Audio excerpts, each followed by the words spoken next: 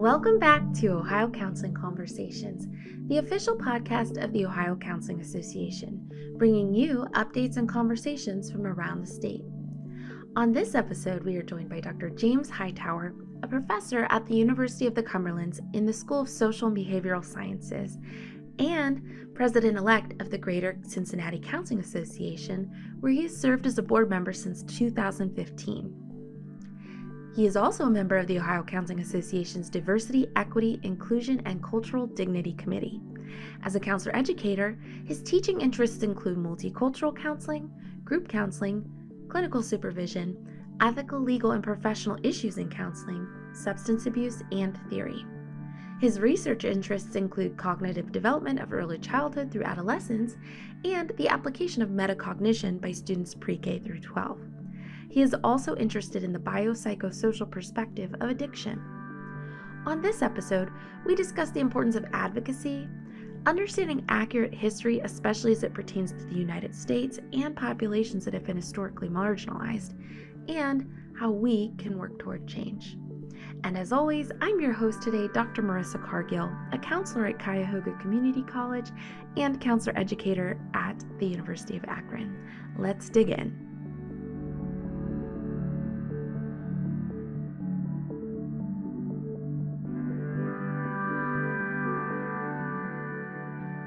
We are so excited to have Dr. James Hightower, also known as Jim. Thank you so much for joining us. We'd love to get started with just having you introduce yourself and share a little bit about yourself. Okay. Um, my name is Jim Hightower, and I'm a professor at the University of the Cumberlands in the School of Social and Behavior Science, specifically the Counselor Education and Supervision Department. Prior to teaching at the Cumberlands, however, I have taught adjunct at Lindsey Wilson College as well as the University of Cincinnati. And I've been involved with OCA since 2015. I'm also a member of the local chapter here in Cincinnati, the Greater Cincinnati Counseling Association. And I currently am the president of the Greater Cincinnati Counseling Association and also a member of the Diversity, Equity, and Inclusion Cultural Dignity Committee as well. Wonderful, wonderful. We're excited to have you. And you mentioned that involvement in OCA's newly established Diversity, Equity, Inclusion, and Cultural Dignity Committee. It's a long name. We see it sometimes as DEICDC committee, the committee there. But what led you to get involved with that? Well, actually, when uh, I heard of it, uh, I saw it as an opportunity to educate, advocate, and to assist in making uh, overdue changes in our community, in our society. And actually, sometimes read comprehensive exams for students in the doc program. And I was impressed with one of our students who mentioned in her comprehensive exam that she was on a committee, and I believe it was in New York. And so I was impressed with her writing in terms of what she was doing there. Um, in crisis, if we look, we can see obvious cracks in our system. And so COVID-19 was a great example of that we had obvious cracks that it exposed in our system in terms of access to healthcare, as well as who had access and who did not have access. We saw that certain groups of people were affected unproportionately to those of their counterpart. And it also exposed cracks with how we provide telebehavior health to our clients because prior to COVID 19, we did not consider our clients having restrictive access to their providers. So, this is something that we had to consider because of the fact that considering abandonment. And so we had to make some changes as a result of that. Yeah, okay. So I I'm such like a language nut, so I'm always like listening to words and always as a counselor educator trying to have my students listen for keywords and there are so many there. So you mentioned overdue changes and some of that tied to how we operate as a profession and um, including telehealth and the pandemic. But what are some other due changes that you were considering when that comes up? Well, actually, just for example, just considering advocating for people who do not have like access to regular health care, for example. And when we saw that COVID, how the people who were impacted the most were actually minorities or blacks. And when you look at the death rate of that, of the group of African American or blacks, that it was extraordinary in terms of its proportion to its counterpart. So when so that's something that has been widened since well, I guess since the inception of of this country, and since we've been actually collecting data, that our marginalized people, the disparity between our marginalized people and the dominant group has been the disparity has been widened and continues to widen. Hmm. Yeah. So it's not just about like what the pandemic showed us, but that this has been like a historical issue pre-pandemic. Exactly, exactly. This is something that has been occurring, and we do know about it. We do have the data to indicate that. It's just that we have not really done a whole lot to Right. correct it. Right. And maybe the pandemic highlighted it a little more, but it's not been like, oh, this isn't brand new information for us. So let's do something more about it. Exactly, Wonderful. exactly. Wonderful. So kind of going back to the name of the committee, we have, diversity, equity, inclusion, cultural dignity, all of these concepts in one committee. How do you define them? How do you define those concepts? Well, I'll start off with diversity. When you look at diversity, it's basically involve people from a range of different social and ethnic background and different genders, sexual orientation.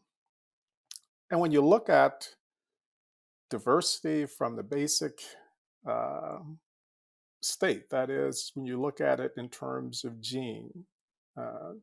the genetic component, we see strength and heterogeneity as opposed to homogeneity.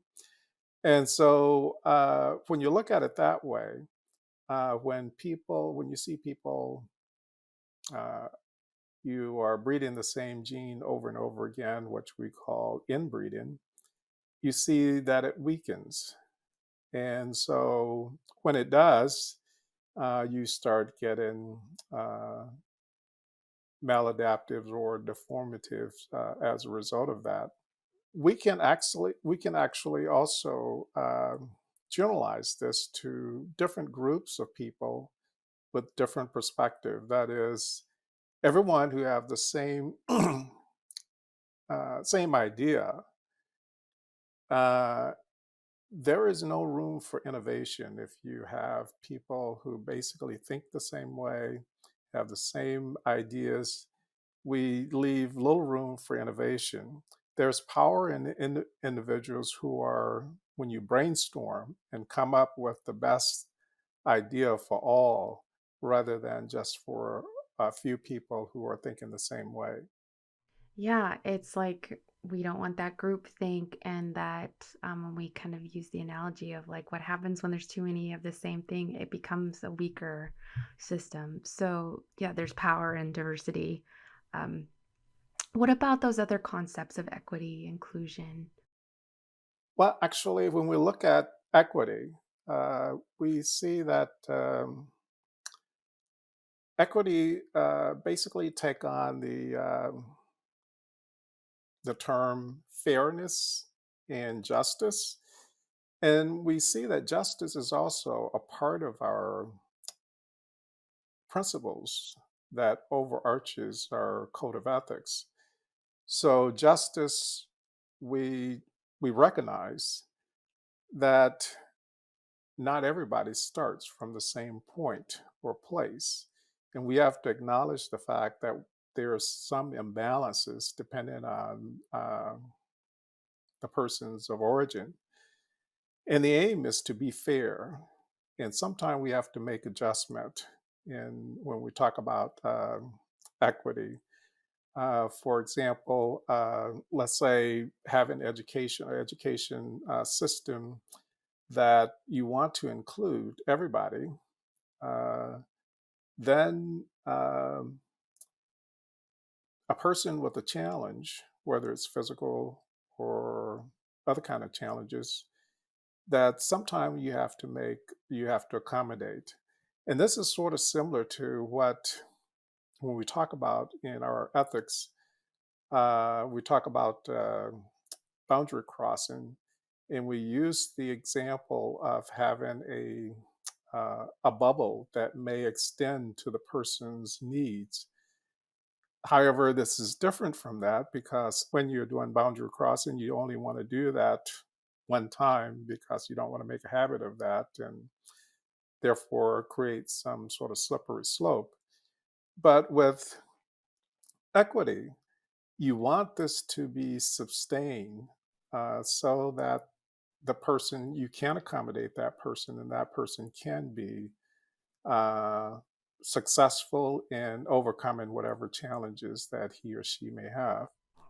Yeah, yeah. So it's really also providing some of that support to get to that outcome of fairness and justice. Exactly. Yeah. And so lastly, I guess like we'll move to the cultural dignity, which we did talk a little bit about in our last episode with some of our Sagio members, who overlap and are also, I think one of them at least is also on the DEI CDC committee as well, but talking about cultural dignity. What's that concept to you? Cultural dignity, and I think that I sort of overlooked the one of the other components that you had mentioned about the name, and that was the Inclusion. inclusion, Yes, right? Yeah. yes. So I think I overlooked that, but going back to that is that inclusion is the uh, policy or principle where you provide equal access or opportunities of resources. And this is because of otherwise people may be excluded, such as those with physical or intellectual challenges. So you want to provide that access. Now, there are some who actually foster the idea that there's limited access. And for those who foster that idea that there's limited access, then that is a need to have multiple groups. You need an in group and you need a subgroup. And so when you have an in group and subgroups, you're doing this because there's not enough resources. And so the in group get all the informations that's available. They also get all of the resources without any limitation. However, the subgroups or subgroup get receive only limited information. And so this is actually supports the Darwin theory of survival of the fittest. However, when that is the case, uh, how is this or how would this impact the disparity of the dominant and the marginalized group? And as we indicated before, this only extends the disparity uh, between the dominant and the marginalized groups, when the fact that you are receiving only limited amount of resources and information.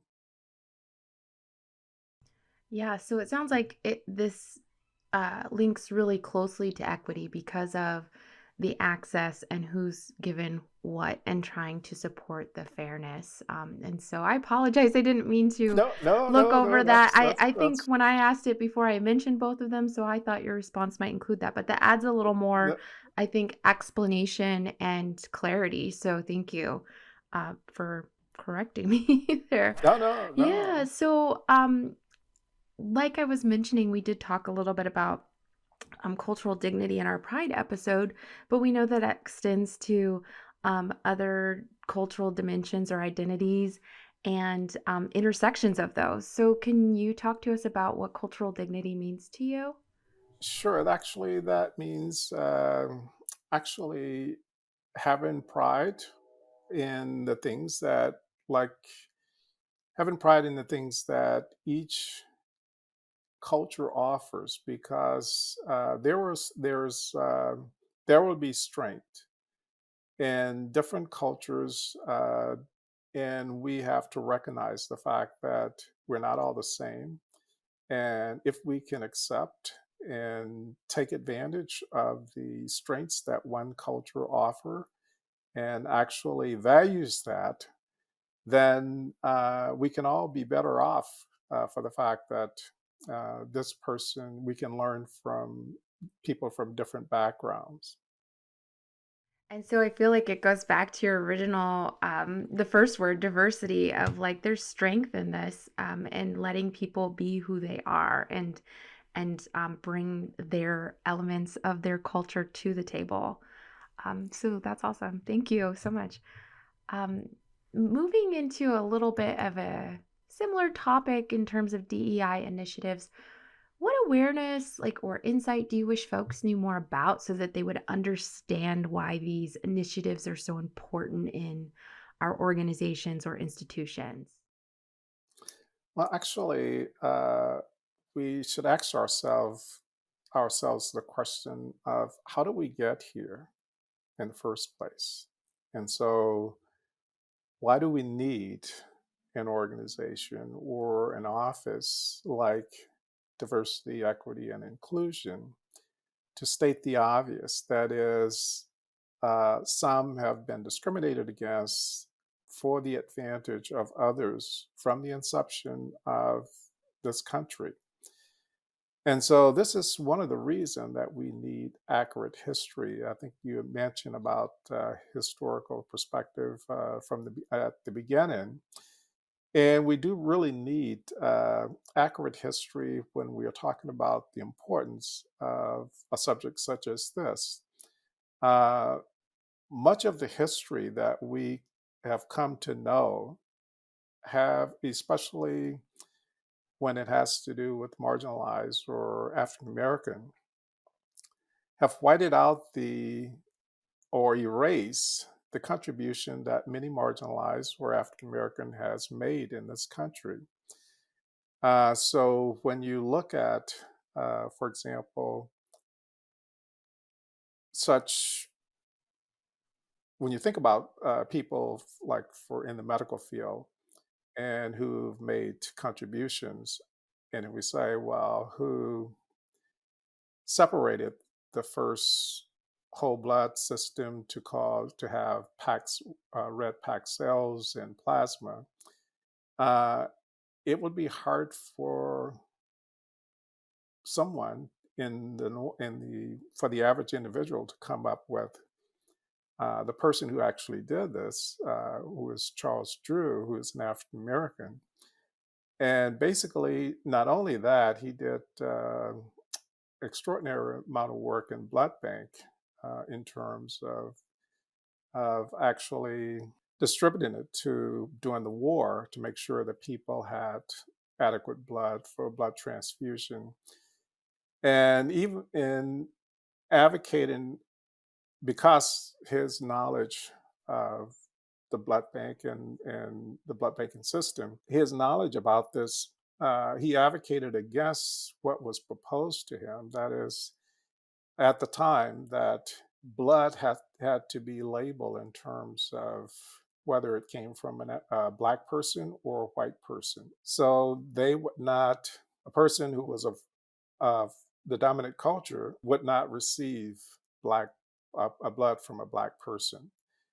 And so things like this um, is some of the things that we need to really need to for people to know and for people to realize that we need to understand our history. We need to have an accurate perception of our history. For example, Henry Ford has an area in Detroit that is called Greenfield Village that he has compiled a lot of historical artifacts that he would like for people to see in terms of his perspective of history. But when you look at the artifacts, you can see that it's his perspective.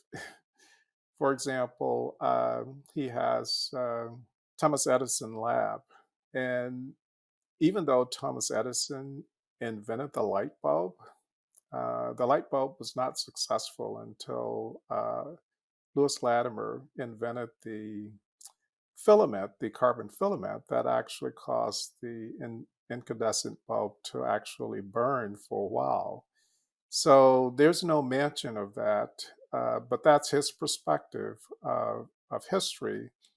And we have to be aware that sometimes we do not have an accurate picture of what our history is. And when we look at, let's say, Bill Cross, who is a person who developed a model for racial development, and when he talks about the fact that we have been taught to accept and to like the dominant culture. And so being taught to do that as we progress through his developmental model, we at some point get to a point where we are have to face discrimination, or we face events of discrimination, that we realize that we cannot be white, and that this realization caused cognitive dissonance when non-white actually experience racial discrimination, and that individual have to rethink their aspirations because the fact that they cannot be white.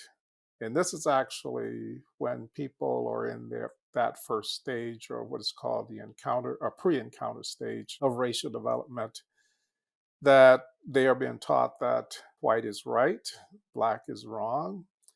And so there are studies that actually support the fact of his racial developmental model, and that was done some time ago, though, where they used young African Americans girls, that they presented them with dolls, and they presented them with with a black doll, and then they presented them with a white doll, a white Barbie doll. And when they questioned the young girls about the dolls that they were presented, they had negative things to say about the black doll and basically rejected the black doll, even though the doll looked like them. And the white doll they wanted to play with and had positive things to say about the white doll. And basically, what does this say, or what does this teach us when we are in the pre-encounter phase of Cross's model? So basically, what this teaches us is that we devalue ourselves, and basically, not only that, even hate ourselves, because the fact that we are rejecting who we are. And one of the participants actually went on to become a TV news anchor. And you can see how this continued to affect her or shape her as an individual, because in her business, she wore her hair relaxed. And it was actually not until the 2021 or 2022 that a law was actually passed where Black women did not have to relax their hair. The companies could not force them to relax their hair in order to be employed. Now, this is, you might think, well, 2021, 2022, but yes, as recent as that. And actually, I have a sister who actually had to contend with this while flying with a airline company in the 80s and 90s because the fact that that was required, that the company could actually dictate Mhm. how you wore your hair. Yeah.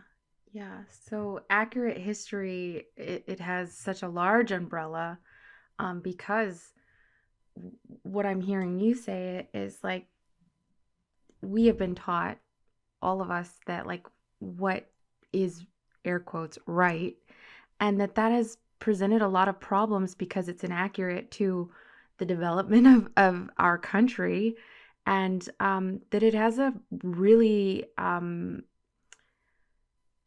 critical impact on racial identity development for folks, and that then those outcomes can be really quite negative on mental health outcomes as well. So, thank you for being so thorough and sharing so much context with us.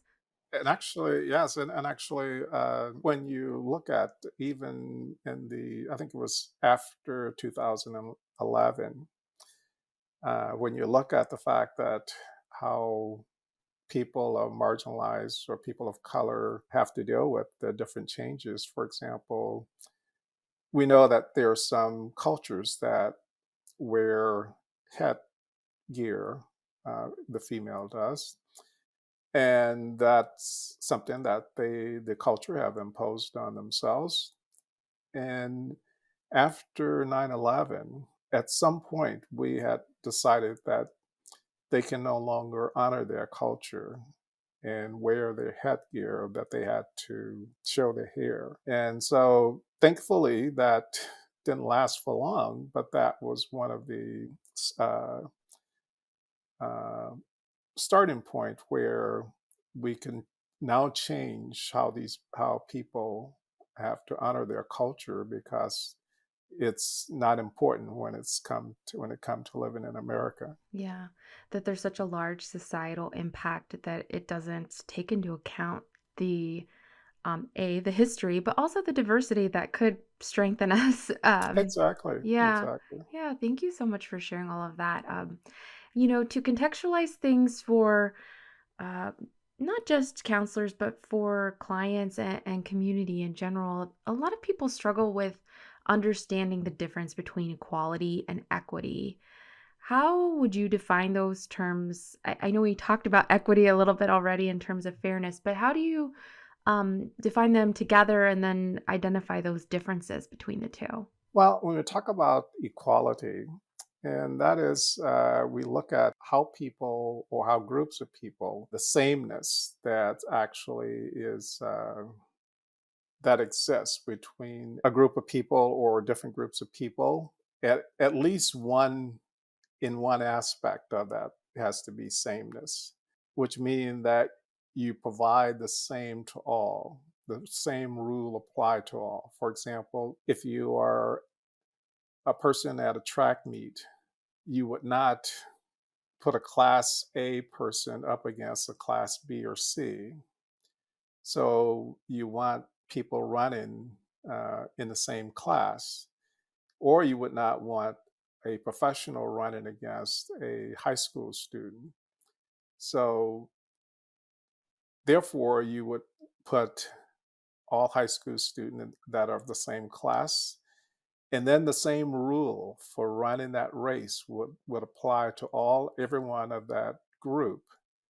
And so when you look at equality, this is how we look at it because it that at least one aspect of that, the group, is the same.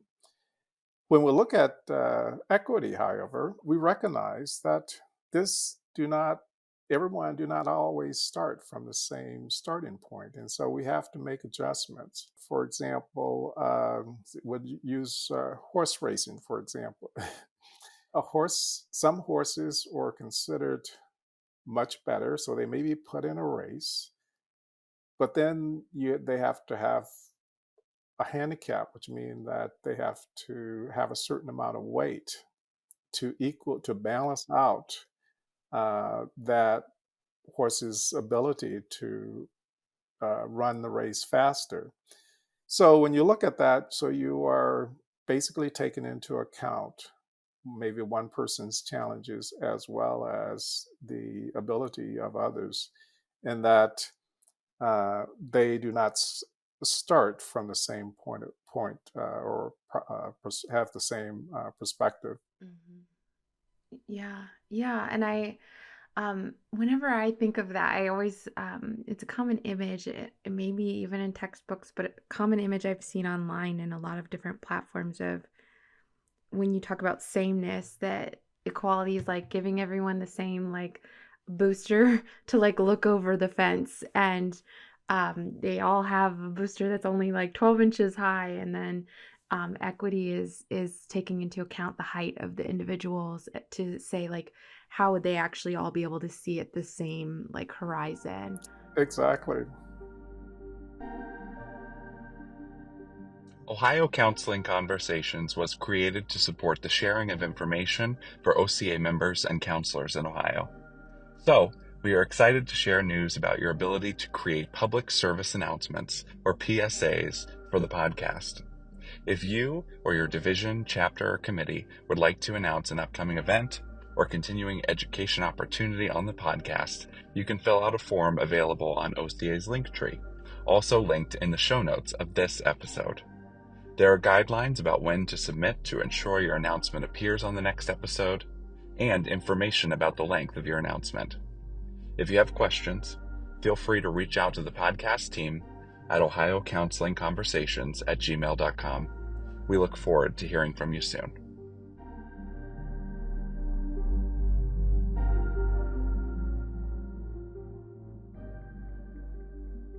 I think when we think about our roles as counselors, we're often led to, well, we're required ethically, right? Like we're called to be multiculturally competent, understand those differences between equality, equity.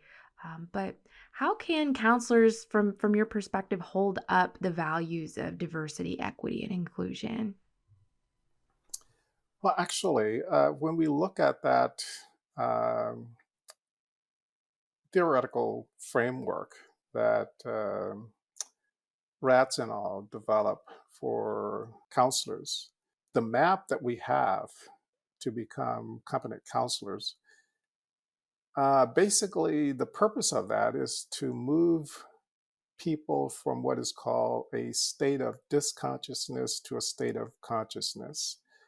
Now, this multi-level theoretical framework actually depicts the consciousness or embodies the framework of and African American, as well as other groups of conscious movement. So it's actually that the African American and the other groups preceded the counseling model of cultural and social justice counseling.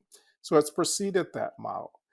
So even though it is a model that we have that basically is to activate or engenders consciousness for us, we are using the model that other conscious group movement have used in the past. And so it is a multi-level model, which actually is a microcosm of what is actually happening in our society today. So it is not something new, is that we are experiencing this or have been experiencing this year in and year out. And we cannot actually comprehend this model until we are able to actually relate it to our own lived experience, our own story. And we can intellectualize it, but we cannot really understand the framework until we can apply it to our own lives and actually be present. We cannot be present and in the here and now until we have actually applied this to our own life. And so, with that said, this model that we're using is, even though it is presented as a static framework, but it's very fluent, just as we are in our society today. We are moving from one, let's say it depicts power, privilege, and oppression. Now, there are some things that are seen and there are some things that are unseen. And so when you're looking at in our society, a person may be considered in the being oppressed, whereas another person may be considered having power and privilege. But in certain areas, that may reverse, where the person who was once oppressed in certain or is oppressed in certain areas is now the person who has power and privilege.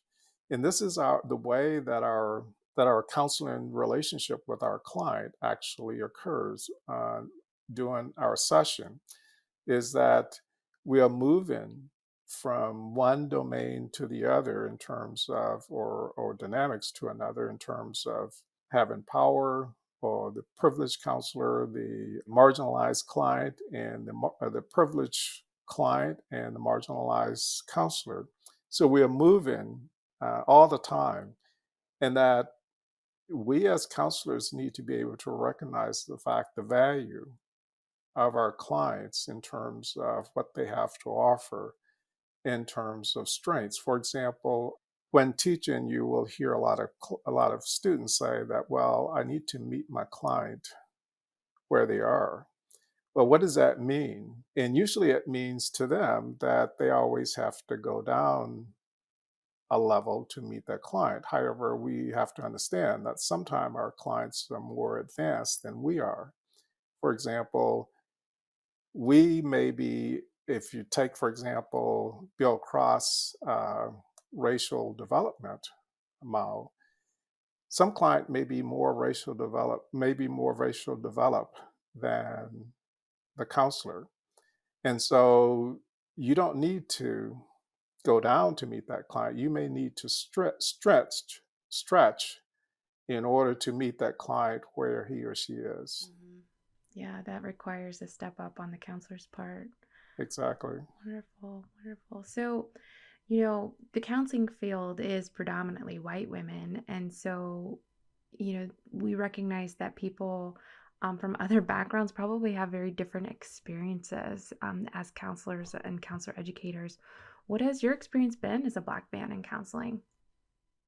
Well, I've experienced many of the challenges that most Black men have experienced in the field. However, I've experienced support as well in the field. So, and I would prefer focusing on the positive experience and support that I have had, and see the challenges as opportunities of growth. When I first started graduate school, and this was at the University of Illinois at Chicago, I took a clinical psychopharmacology course that was offered in the clinical psych program. And I had not taken into consideration that most psych programs has used the cohort model, which means that students start and they go through the whole process together. And usually it's a small group, and group that what we talked a little bit about the in group. And so they are all a part of that in group. And so I had not taken that into consideration. In taking this course, I was the only minority in the course, and being a Black male, the only Black person that was there. And so an advanced graduate student that was in that same class, who was actually a white female, because I'm sure she realized that I was not part of that in group, sort of took me under her wings and made sure that I have access to the information, otherwise that I would not be available to me because I was not a part of that in group. And so I see that as having a very positive experience of someone who they may be she may have been a very prevalent in terms of that field, but she saw the need that to take me under her wing and actually To to give me include that you. support. Yeah. I'm sorry. To include you. Exactly, exactly. And so I see that as very positive. And actually, when I transferred to the University of Cincinnati, I had two mentors. One was a Black male, and one was a white male professor. And so they both have been very supportive in terms of my development as a counselor educator. Wonderful. Yeah. And actually, not only that, I can say even currently, the president and vice president of the university that I'm currently employed are very supportive, and they are very proactive in instituting a DEI office at the university itself. Wonderful. Yeah, and it seems like the counseling profession has um, caught up to try and help support social justice and psychological liberation. And so I'm happy to hear that you've had these positive experiences too, because I think like in terms of talking about historical context and even just behavioral developmental stuff, we do focus a lot on the bad. But as a profession in counseling, we try to highlight the strengths as well. And so I appreciate you taking that approach to answering the question. So what we do know is intersections exist, and some of those are visible. Some of them are not. I am teaching a summer techniques course right now as we speak, and always to start the sessions of like the first session when they start, I say, you need to broach any differences that might exist between you and the client, but recognize they're not all visible. So when we're thinking about those intersections and we know that there's more that meets the eye, what are some practical tools you might suggest that counselors can use to help better understand their clients' intersecting identities? Well, actually, for me, I have a very strong religious belief, and spirituality being one of the important areas of functioning. I think that's something that we need to really take into consideration. And my belief in Christ means that I'm never alone, but that I need to be circumspect in both in my decision and action. Now, being alone, unless you have that understanding and belief, that can be devastating to feel that you're out there alone and that you have to fight the battle by yourself. So that has been sort of my foundation, is that knowing this, and that another tool that I use is Donald Macklenbaum self-instructional model, which means that before you respond to your client, there are about 6 or 8 questions that you want to ask yourself. And basically, you ask these questions because you want to put yourself in the client's shoes. And so I think Rogers talks about using empathy, walking in the client's shoes. But these questions actually you ask these, and basically one of them actually is, how would you feel if you were this client and in the same situation? So you want to make sure that you are walking in the client's shoes and not basically trying to intellectualize what's going on with the client. Yeah. Yeah, that's a powerful question. And I think reflection is so important for us as professionals in our own development. And as counselor educator, I'm sure you recognize that that's something that we ask our students to do quite often, but it shouldn't stop as soon as you're done with grad school, right? This is something that we can engage in to really help support our clients best. So, like, how would you feel if you were going through this? That's great. Any other tools that you feel like are important or other questions that you want to share with us? Actually, just knowing yourself, knowing who you are, and because you can, knowing who you are, you can control and you can make changes, but you can't change people. People will change themselves. Right, right. The power is within them, and we're Exactly. there to help them find Exactly. it. Yep. Exactly. Oh, I love that. So I want to shift focus a little away from that, and it's not to focus on deficit, but just to talk about some current issues. Ohio Senate Bill 83 is an example of legislation in our state that's been in the news, and it's really of obvious importance to counselors in Ohio because it's threatening and suggesting that we do away with any DEI education or training in higher education. How do you suggest folks address or advocate for opposition to these types of measures? Well, actually, first of all, we have to understand why some lawmakers would want to close DEI office. And so many people who are in power uh, and people who are and people that they are connected to are very uncomfortable when you're talking about these changes. And because DEI is an office that basically we focus on and advocate for people, this makes people very uncomfortable. So, what actually occurs is that they either try, and how they deal with it is basically they either try to pacify the situation or by saying that something has been done, or they try and legalize the status quo by saying that this is the law. So when we understand the progression, that is to silence the person who would advocate for those who do not have a voice, this has been occurring since slavery. So when you look at the fact that African Americans, at one time, it was against the law to actually read or to receive education. And when that was outlawed, it was against the law for African Americans to vote and to express their power and influence in that way.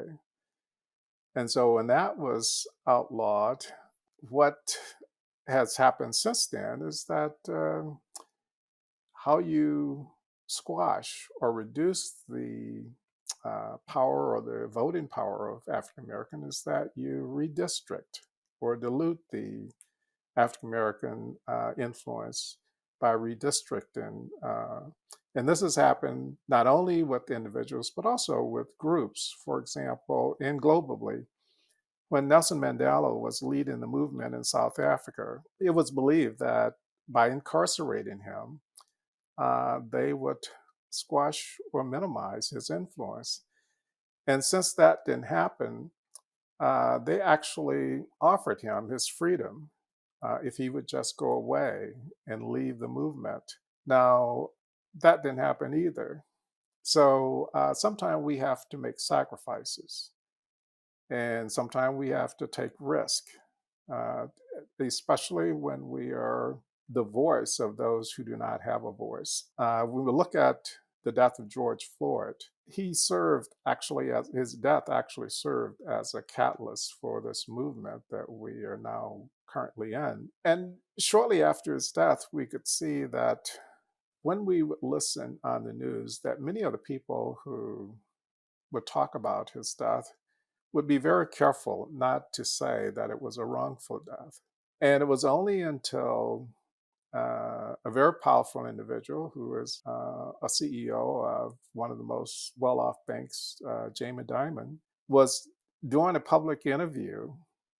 Even I was taken aback in watching the interview because he not only said it was a wrongful death, he actually said that it was murder. And then it was only then that other powerful individual concurred and say, yes, it was a wrongful death.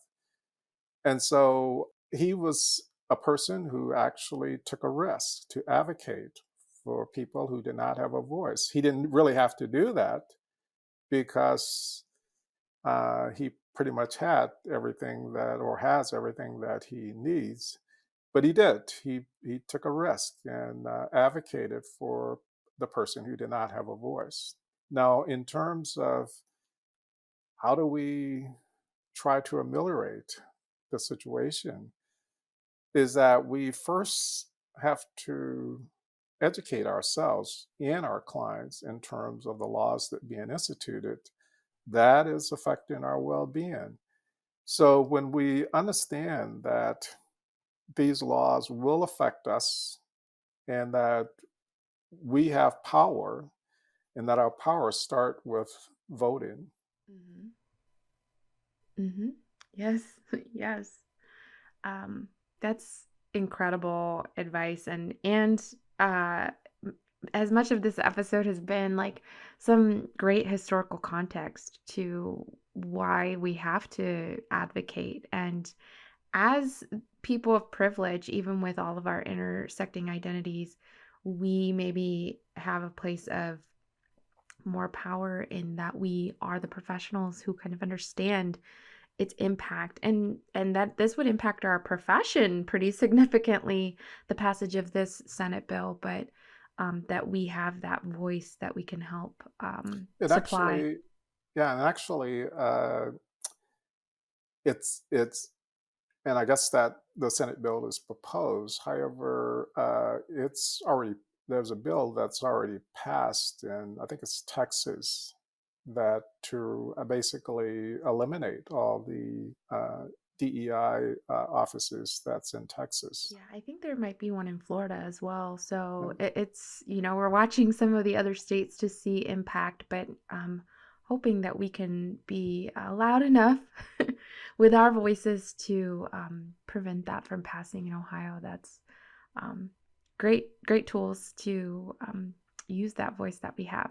So this last question that we have for you is a question we ask all of our guests because the name of the podcast is Ohio Counseling Conversation. So I'm going to turn it to you to say what conversations do you think counselors in Ohio or just in general should be having with each other or their clients at this time? Well, I think that's something like this, or something like the podcast, or something like a panel discussion in terms of how we can navigate around, or not necessarily around, but how we can navigate the laws that are being passed that basically oppose our providing the care that we need to provide for clients. Mm-hmm. Mm-hmm. Yeah, it's powerful. And that was part of our last episode, soft plug. But I mean, even this episode is so relevant because I think, um, to your point of looking at history, is if it starts in one area and it succeeds, then it might extend to other areas. And so, raising our voices and our advocacy now is just so critical. Exactly. Yeah, wonderful. Well, Jim, do you have anything else you want to add that we've missed? I don't want to end it without giving you the opportunity to share something if we've missed anything. Well, not anything that we missed, but I just wanted to thank you and appreciate you giving me this opportunity to be a part of this. Of course, we're so happy to have you, and thank you for your service in OCA and at your university and in the state of Ohio. We're glad you joined us today, and we are glad, the listeners, that you joined us as well. Stay tuned for our next episode, and we'll see you then.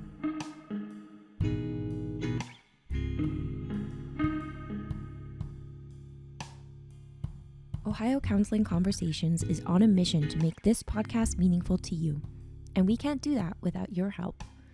A feedback form is linked in the show notes for this episode and is also available on the OCA linktree. If you have any recommendations for topics or guests or any other general feedback, you can let us know by using the form. We welcome your thoughts so that we can continue to develop the podcast and grow as creators. If you are interested in joining the team or being a guest, you can also reach us by emailing ohiocounselingconversations@gmail.com. We value your insight. Thank you so much for listening. If you enjoyed this episode, please make sure to follow us so you can stay up to date with Ohio Counseling Conversations online and wherever you listen to podcasts. This podcast is brought to you by the Ohio Counseling Association's Media, Public Relations, and Membership Committee and its podcast subcommittee. This episode was executive produced by Marisa Cargill. Research and fact-checking by Kailey Bradley. Editing by Leah Wood. Original music by Elijah Sotoru Wood. Special thanks to Stacy Tasmer, Sherdine Simpson, Dohi Kimopel, Alma Moore, Amy Barcelo, and Chase Morgan-Spaney. Views, beliefs, or references mentioned in this episode do not constitute an endorsement or recommendation by the Ohio Counseling Association. The views expressed by guests are their own, and their appearance on the podcast does not imply an endorsement of them or any entity they represent. Views and opinions expressed by guests do not necessarily reflect the view of the Ohio Counseling Association or any of its officials. Thank you.